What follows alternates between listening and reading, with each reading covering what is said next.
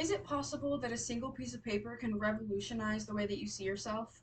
Apparently it can, because as an insecure sophomore in high school, just trying to keep up with the other honors kids, failing this one psychology test seemed like the end of the world.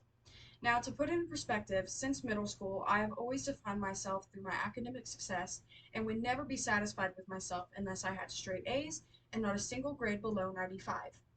Now, I'm not really sure when this striving for academic success had started, but on this random Tuesday in 2021, I was sweating bullets to say the least when my teacher just plopped the graded test onto the desk in front of me.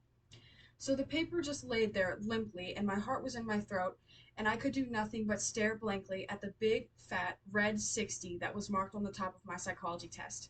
And it horrified me. At this point, my skin felt clammy, my eyes welled up with tears, and there was this piercing pain that stuck in my throat as I scanned the answered questions just littered with red marks, indicating my humiliating failure. So I looked around to see if there were any signs of failure from my other classmates so that maybe I would feel less alone. Instead, I was crushed to find that I was the only kid in that class who had made below an 80. So, squirming in my chair, I tried to convince myself that this test didn't matter and I didn't care. But I really did, especially after spending 4 hours of studying the previous night. It also didn't help my pride that this class wasn't even an honors course like I was used to. Of course, this wasn't the first test I had ever failed in my entire life, but I was embarrassed and I genuinely believed that I deserved to feel ashamed and angry with myself. And part of me was scrambling for a scapegoat. Conversations were just flying around my head like this was clearly my teacher's fault. He didn't explain this one, and this question wasn't even on the study guide, even though it was. But even in this internal battle, part of me really wondered why I cared this much. I mean, first of all, I never liked psychology as a subject. It was boring to me. Second of all, this was one test out of hundreds that I would take in my life, which wasn't exactly comforting either. And thirdly, no one actually cared that I failed one test. All this insecurity was in my head. But something inside of me just pushed these thoughts away immediately, and all this drama happened while the rest of my classmates were handing out high fives and exchanging congratulations. Then, when I thought things couldn't get any worse, the tears came. First, it was just one harmless tear, and I quickly wiped it away before anyone else could notice.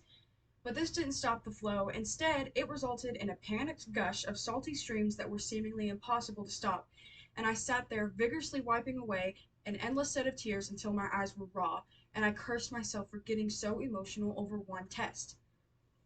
Now, I would laugh at myself for the overblown reaction. But it wasn't until this particular moment in time that I came to an understanding. Emotions are controlled through what we believe.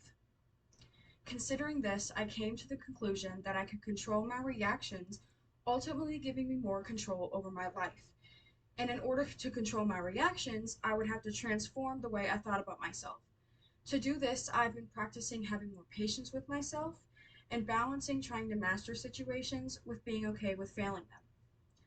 Now, this is a battle I still struggle with a lot to this day, but learning from mistakes instead of fearing them has strengthened my emotional well being more than I ever could have hoped for.